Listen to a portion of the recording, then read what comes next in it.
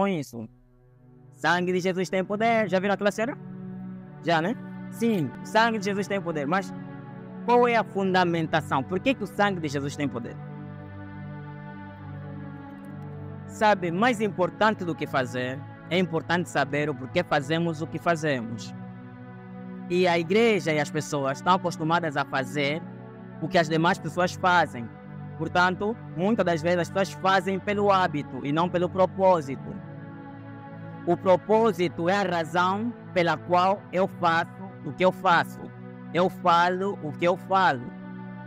E a pergunta que vem a nós é: por que nós falamos que o sangue de Jesus tem poder? Como eu disse para os irmãos, é um desafio tremendo falar disso em pouquíssimos minutos. Mas eu organizei essa mensagem em 3 tópicos. Queria falar do poder do sangue de Jesus em 3 tópicos, em 3 linhas, usando 3 subtemas, se assim eu posso dizer. Mas antes de nós trazermos esses tópicos, essas linhas, eu queria que nós entendêssemos o que significa poder. Nós sabemos que poder é capacidade ou habilidade para fazer alguma coisa. E não só. Poder é uma palavra que pode ser definida ou conceituada em vários âmbitos. Tem o âmbito político, econômico e assim por diante. Poder também é sinônimo de domínio, de autoridade. Amém, irmãos? Então, nós estamos a dizer que o sangue de Jesus, né, o poder do sangue de Jesus, não precisamos ser categoricamente muito atrevidos para perceber que todo sangue é precioso, todo sangue é poderoso. Já estive no hospital, especificamente na hemoterapia, que é o local, né, do hospital onde é reservado para a coleta de sangue, armazenamento e transfusão do sangue. E se você for no hospital, e talvez alguns aqui particularmente tenham uma história, uma experiência com o sangue, vão compreender que o sangue é um líquido não somente precioso, mas também poderoso. Muitas das vezes o hospital chama algumas pessoas para fazerem a doação sanguínea, certo? Porque a pessoa carece de sangue. E muitas das vezes a necessidade ou a raridade manifesta o poder de algo ou de alguma coisa. Então, por meio disso, nós conseguimos ver de forma muito simplificada que o sangue é poderoso. Mas nós queremos falar do sangue de Jesus. Irmãos, isso é muito estranho. Eu investiguei em algumas ferramentas para saber quantas vezes na Bíblia é repetida a palavra sangue. São 436 vezes. A palavra amor, fé, perdão, graça, salvação são repetidas menos vezes do que a palavra sangue. E se nós prestarmos atenção, não há lugar na Bíblia que mais se fala do sangue do que o Antigo Testamento. Permitam-me ser sincero, que muitas das vezes que eu leio a Bíblia no Antigo Testamento, parece uma coisa mística. É muito sangue daqui, sangue dali, sangue de cima, de baixo, não sei mais o que. Então, se a Bíblia repetidas vezes fala do sangue, é porque o sangue tem alguma coisa. Vamos juntos até aqui, irmãos? Então vamos lá ser um pouquinho ousados e compreender o que a Bíblia fala sobre o sangue. Eu queria falar do poder do sangue usando 3 tópicos, como anteriormente disse aos irmãos. Falando da natureza, do valor e da eficiência ou da eficácia do sangue de Jesus. Vamos falar da natureza do sangue de Jesus, do valor do sangue de Jesus e da eficiência ou a eficácia do sangue de Jesus. Vamos mesmo assim, bem pedagógico hoje. Primeiro, natureza, essência, origem. Vamos voltar um pouquinho na história. Romanos capítulo 3, versículo 23. Nós sabemos o que está escrito. Alguém lembra? Porque todos pecaram e destituídos estão da glória de... Romanos capítulo 4, versículo 14 diz: porque um homem pecou e o pecado entrou na humanidade. Quer dizer que um homem só pecou, Adão, e o pecado de Adão se arrastou a todos os homens. Amém, irmãos? É interessante que quando Adão come, não era o pecado como tal que entrou, porque o pecado é consequência. Portanto, como é que funciona essa cascata, basicamente? É que o pecado é que gera a morte. Não é que quando ele peca, ele morre necessariamente. Ele só tinha que morrer porque pecou. Amém, irmãos? Então, a Bíblia diz que todos pecaram e estão destituídos, privados, isolados, separados da glória, ou melhor, da presença de Deus. E eu quero que nós avaliemos isso da seguinte maneira. Quando alguém é seropositiva, quando alguém é diagnosticado com vírus da imunodeficiência humana, SIDA, essa pessoa é seropositiva.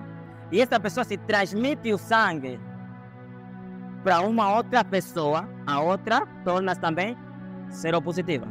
Sim ou não? Até que estamos todos juntos. Desta maneira, todos que nascem de Adão, nascem no pecado. Como todo, nós sabemos hoje que a ciência evoluiu, estamos longe, e há a possibilidade de uma mulher que é seropositiva ter um filho não seropositivo. Não sei se os irmãos sabem disso. Vamos chegar lá depois. Mas pensa que não existe essa evolução. No pecado não existe essa evolução. Todos que nascem do Adão não estão safos, estão mesmo lá debaixo do pecado. E o homem pecou, o pecado dele se arrasta para todos os homens. Portanto, todos nós estamos debaixo do quê? Do pecado. Aí nós vemos a história que Deus... Não, o que Deus faz não é suicídio. Suicídio é quando alguém mata o outro, né? Quando se mata, essas palavras, é homicídio, no caso. Deus não mata, Deus tira a vida, porque Ele é o dono, né, da vida.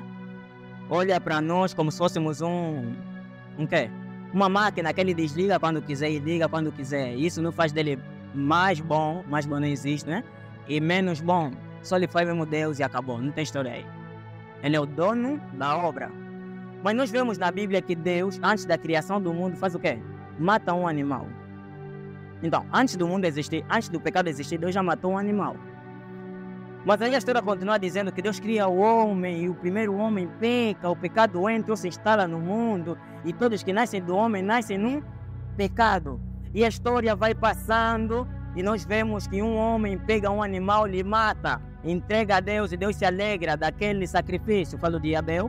E Deus não se alegra do sacrifício do seu irmão. A Bíblia diz em Hebreus capítulo 11 que Abraão ofertou pela fé e Deus recebeu. Enquanto que outro irmão ofertou o quê?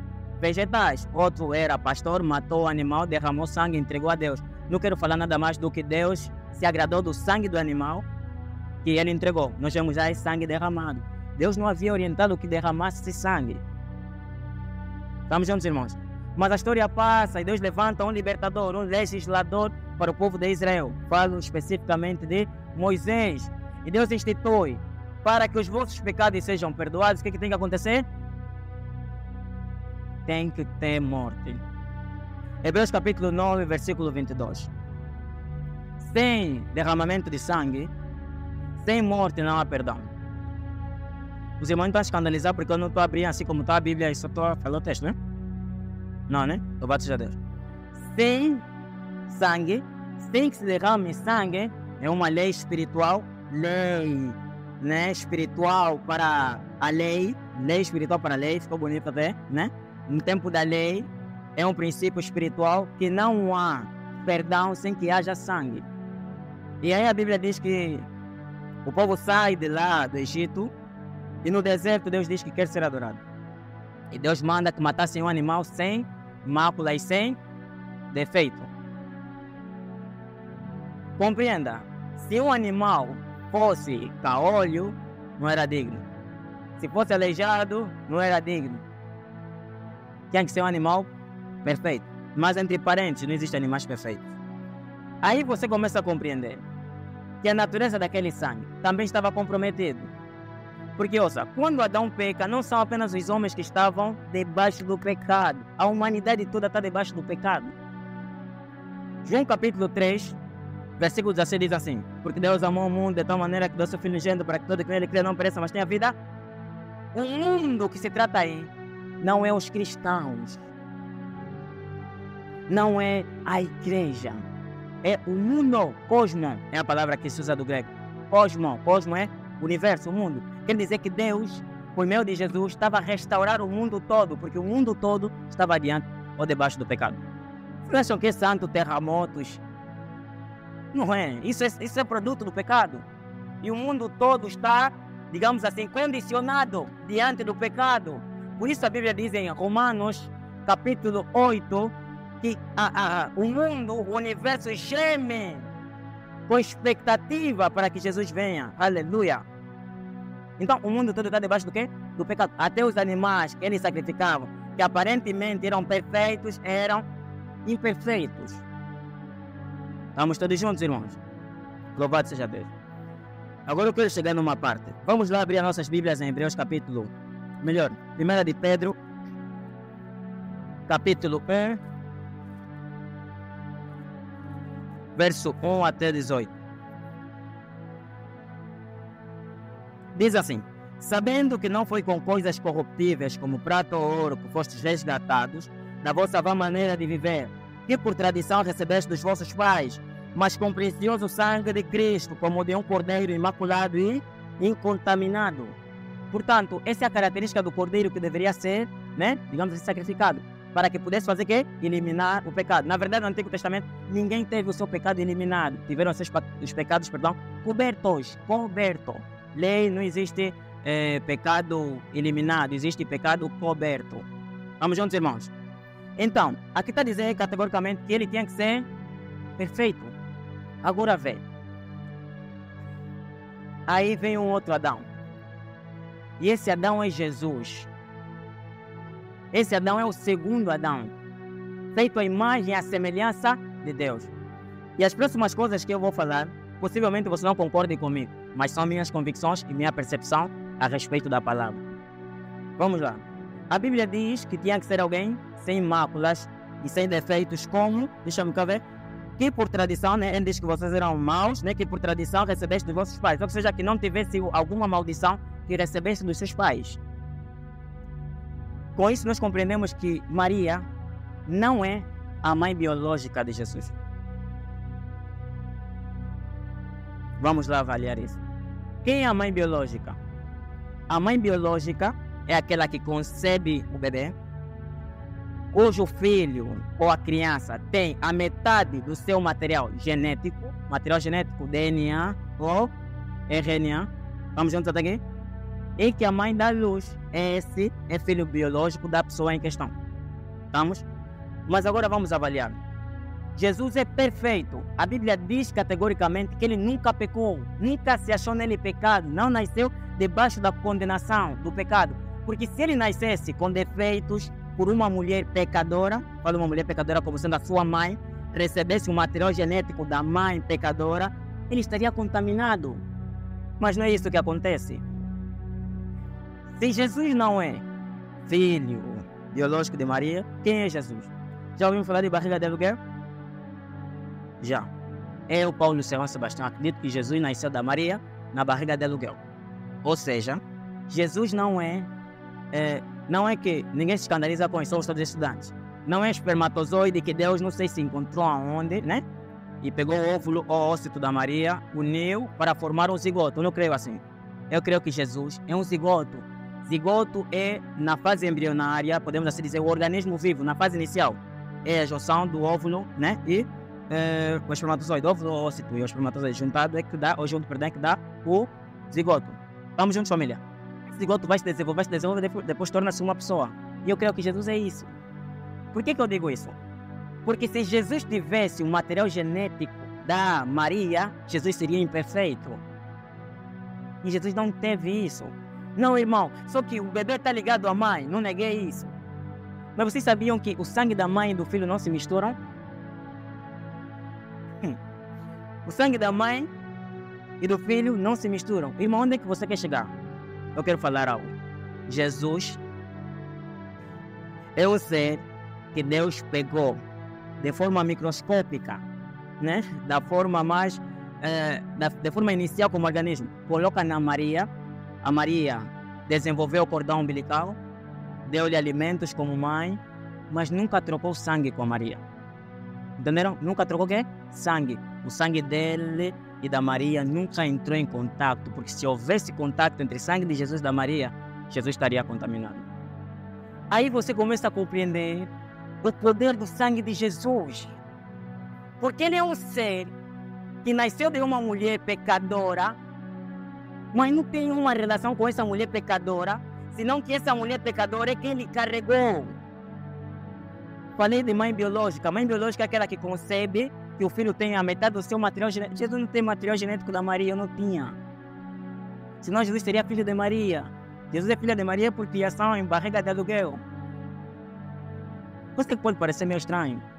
Mas se Jesus nasce por uma relação sanguínea com Maria, Jesus não é perfeito. Ele não seria o sacrifício perfeito para a nossa salvação. Por isso é necessário nós percebermos isso. É preciso, nós sermos um pouquinho frios quanto à palavra para nós entendermos algumas coisas. Porque muitas vezes nós compreendemos outras coisas porque nós temos tipo, não pode. Assim. Vocês sabem que a primeira cirurgia quem fez foi Deus, irmão. Alguém lembra disso? Onde é que está descrito? Lá em Gênesis. Quando Deus pega Adão, ele e tira a mulher, nossas costelas andantes. Deus fez a primeira cirurgia. Vê, fora o fato de que o sangue de Jesus jamais se misturou com o sangue de Maria, existe outro elemento que nos faz pensar que o sangue de Jesus é perfeito quanto à sua natureza. O texto que nós lemos diz-nos,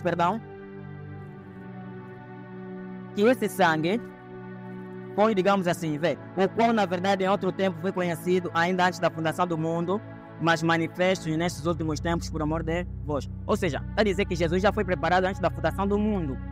Quer dizer, mundo não existe, mundo vai ter pecado. Não criei ainda mundo, Deus não criou o mundo, mas Deus já fez Jesus, tá? Já matou o Cordeiro.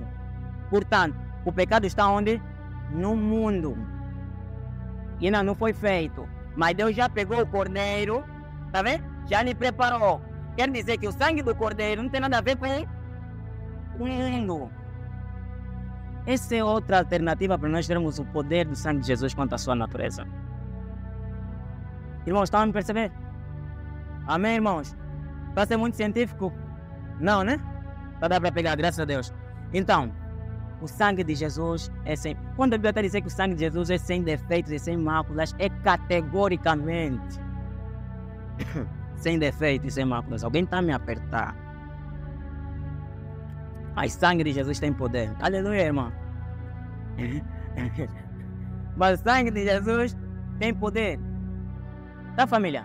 Então o sangue de Jesus, é virgem, é perfeito, é completo. Não tem. Jesus é... Se nós fizéssemos uma árvore genealógica quanto ao DNA, Jesus não estaria debaixo da árvore de Maria, nem debaixo da árvore de José. José até coitado, né? Eu não sei se digo coitado, mas José até filho dele. Ele até não foi embora nada. Se assustou embora, até tipo, mas banzelou, né? Tipo, guardou-se. Então não tem nada a ver com Maria. Maria só lhe agarrou. Sabem que o Cristiano Ronaldo tem um filho assim, né? Pegou, se envolveu, não sei com quem, pegou, levou lá, cientista, tava. Senhora, não sei também sei quem, não preciso saber. Pegou, o neném nasceu, ela chorou mesmo, gritou mesmo, tipo a mãe, sangue e água ela derramou para ter o bebê. Mas o bebê não é dela. Biologicamente ela não é a mãe. Estamos juntos até aqui, irmãos? Vamos no segundo ponto. Outra coisa que nos faz ver o valor do sangue de Jesus, ou melhor, que nos faz ver o poder do sangue de Jesus é o seu valor. No texto que nós lemos, diz que ele é mais valioso. Ele não pode se considerar, não pode se comparar, sabendo que não foi com coisas corruptíveis como prata ou ouro, que fossem resgatados da vossa vã maneira de viver.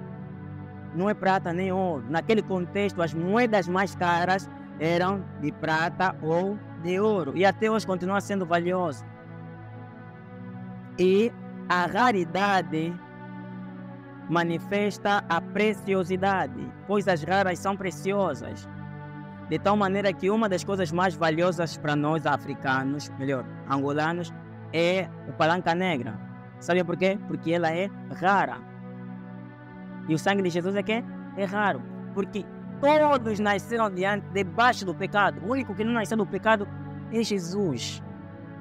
E aqui o texto está dizendo o quê? Que ele é mais valioso e incorruptível do que ouro e prata. Quando o apóstolo Pedro traz ouro e prata, ele quer dizer que no tempo dele, as coisas mais valiosas eram ouro e prata. E nós sabemos que o tempo passa, mas o ouro e a prata continuam sendo valiosos. Rimei, gostei. Mas o ouro e a prata, né? Continuam sendo o quê? Valiosa. Ou valiosos.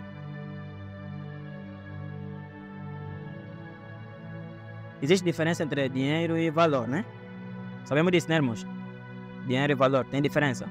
Na verdade, o valor é o que nós atribuímos ao dinheiro. Dinheiro só tem valor porque nós atribuímos valor. Tá, né? Então você consegue ver que a prata, ela é mesmo valiosa, porque é um metal raro de se encontrar. Mas ele está dizendo que mais valioso do que essa prata e do que esse ouro é o sangue de Jesus, que é incorruptível, que não se pode contaminar, que não é transitório. Sangue de Jesus tem poder. Vamos no último ponto. A eficiência e a eficácia do sangue de Jesus. Romanos capítulo 5, verso 1. Depois vamos para o 8 e o 9.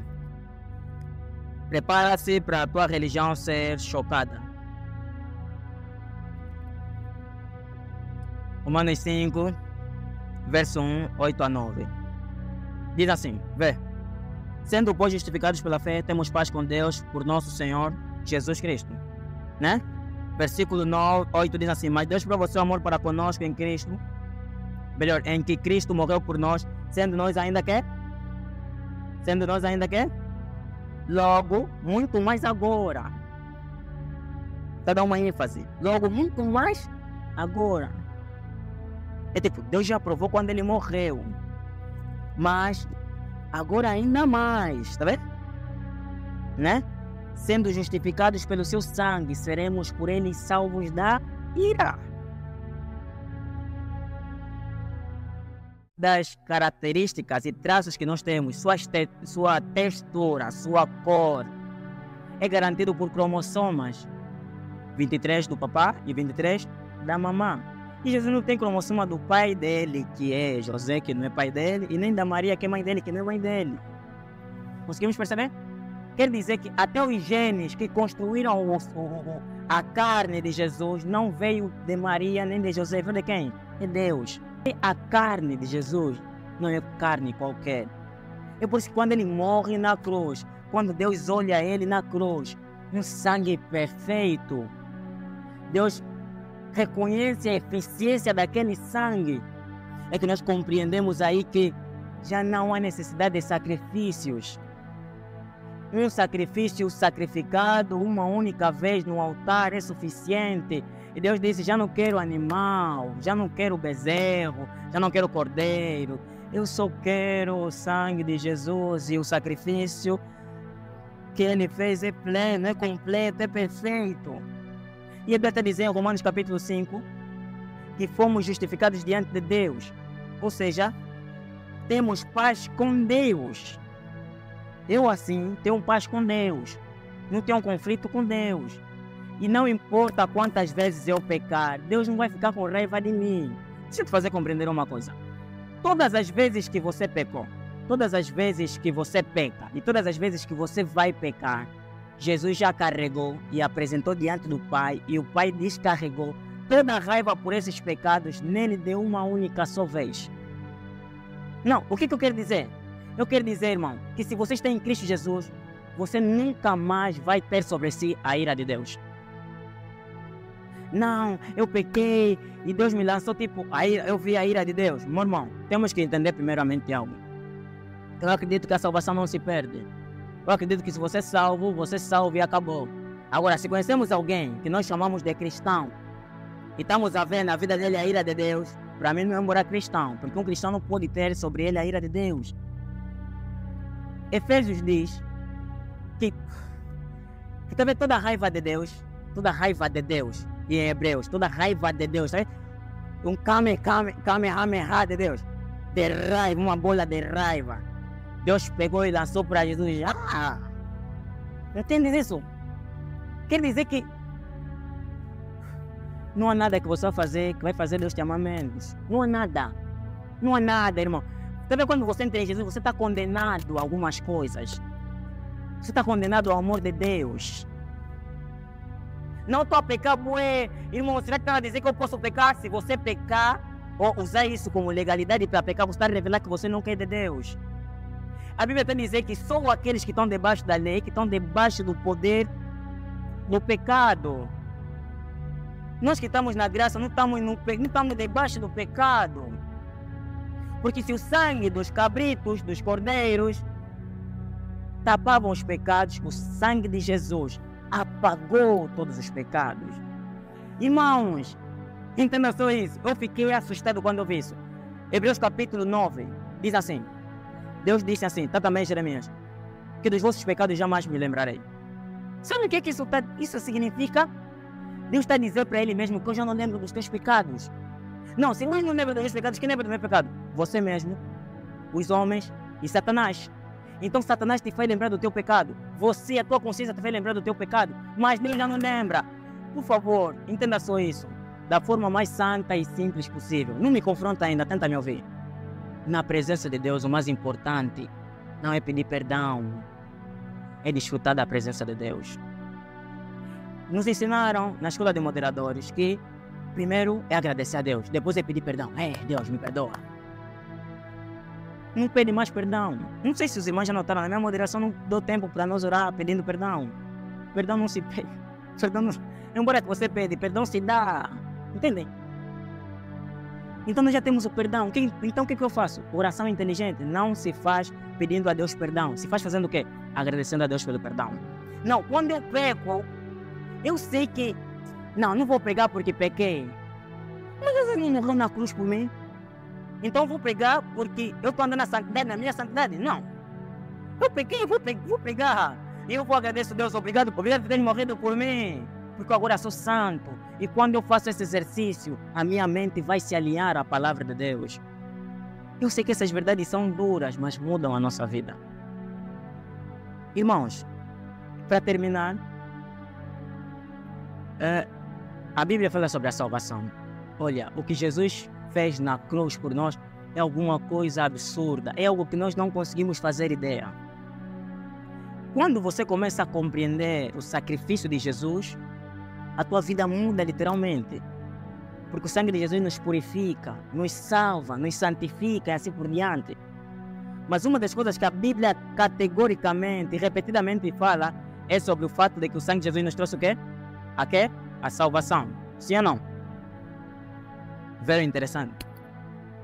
Pega a tua Bíblia, pega o teu telefone, procura um site onde você pode fazer busca, procure do grego o que significa salvação.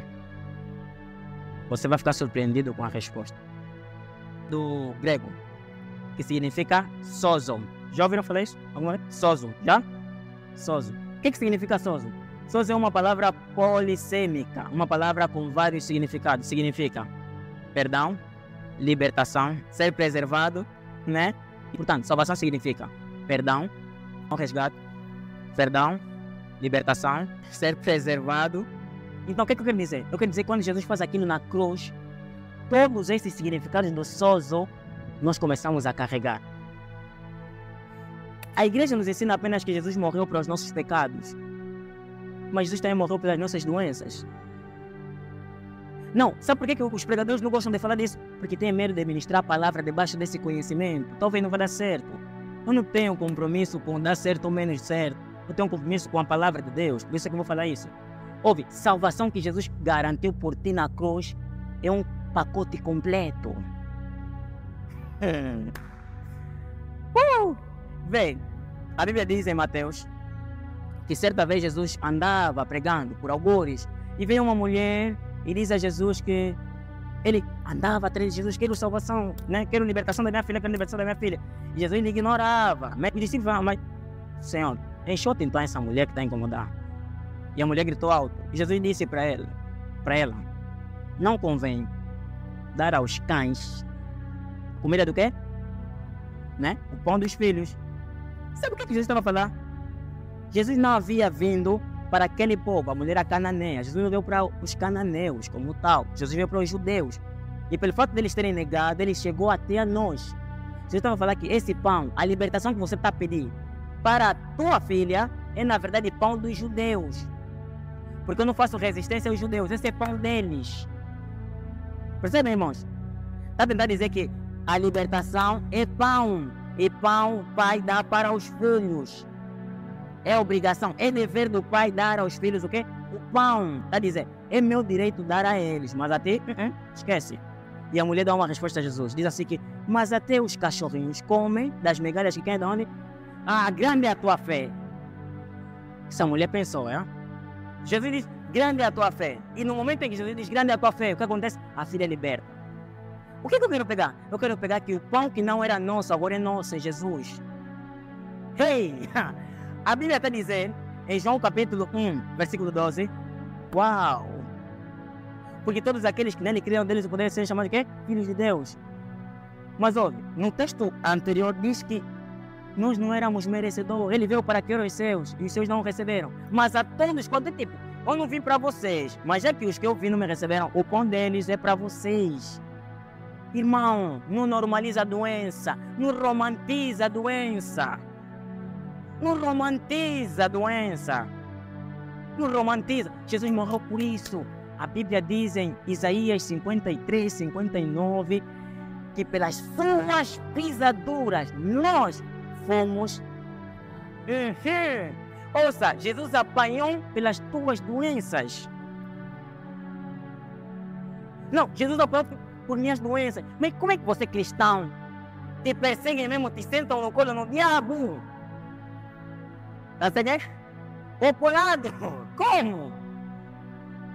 Eu disse sozo, cura, libertação. Reserva, né? O preservar-se. E tem outro, que esqueci. Mas ouça, tudo isso que Deus te dá, a cura, a libertação, está preservado em Cristo. Você não pode perder isso. Como é que você vai perder isso? São os benefícios, as heranças dos filhos de Deus, dos cristãos. Se eu tivesse um mundo, os meus filhos tinham que ser os melhores. E Deus no mundo dele, os seus filhos têm que ser os melhores. Família, Deus é um pai responsável. Um pai responsável é aquele que antes de fazer o filho, ele vai providenciar tudo que o filho vai precisar. E Deus providenciou tudo antes da fundação do mundo. Em Cristo. Não sei se os irmãos conseguem perceber. Não, mas se os homens conseguem ser bons. E quanto mais a Deus? Jesus disse que se vocês sendo maus conseguem dar coisas boas para vossos filhos, quanto mais a mim? Vamos valorizar só o que Jesus fez na cruz, família. Por favor, não normaliza o pecado. Não normaliza a doença. Não normaliza os espíritos malignos. A Bíblia está dizendo que no Antigo Testamento, no Antigo Pacto, pegou-se um animal, matou-se, colocou-se quê? O sangue aonde? Nas portas. Hey, nós somos as portas, já nos pintaram. Só que esse sangue aqui não se apaga. Tá nesse sangue, não se apaga. Então como é que você vai ter medo do demônio?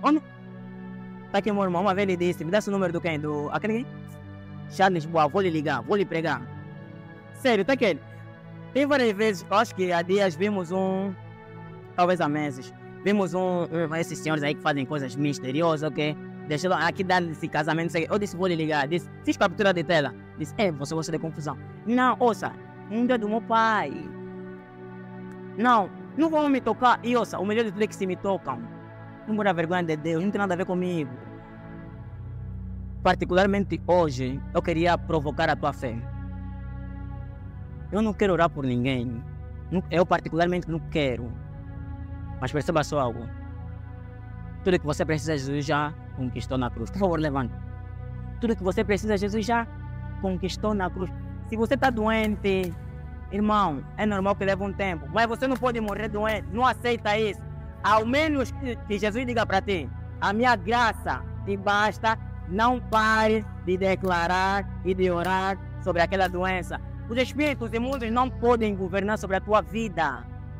Você cristão não aceita um espírito maligno, não está te brincar sentado no colo. Vamos entrar na tua vida.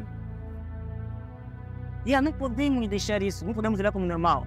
Então, eu sei que essa palavra agitou alguma coisa em ti. Com base nessa palavra, vai declarando. Não ora que eu vou ser curado se você tem alguma... Eu já sou curado. Não, se você tem alguma enfermidade, eu já sou livre. Se você tem algum pecado, diga, eu já sou livre. E a partir de hoje, tua oração não pode ser mais Deus me liberta.